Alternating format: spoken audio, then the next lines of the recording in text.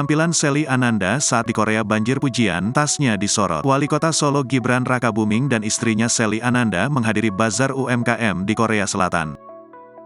Kehadiran keduanya ini di Korea Selatan menjadi sorotan publik, terutama penampilan Shelly yang tampak modis tetapi tetap elegan. Sembari menikmati santapan Indonesia, baik Gibran dan Gandhi mengobrol banyak hal untuk memperhangat suasana.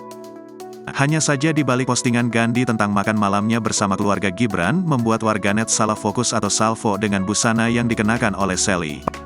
Pasalnya Ibu Yan Etes tersebut memesona dengan mengenakan midi dress batik berwarna kuning emas serta motif berwarna kuning, coklat dan abu-abu.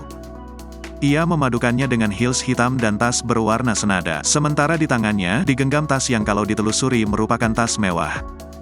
Tas tersebut merupakan brand asal Prancis Dior dengan tipe Small Lady Dior My ABCDIOR bag dengan harga sekitar 93 juta rupiah. Tak ayal cukup banyak warganet yang langsung memberikan tanggapan terkait penampilan dari Shelly Ananda dan Gibran.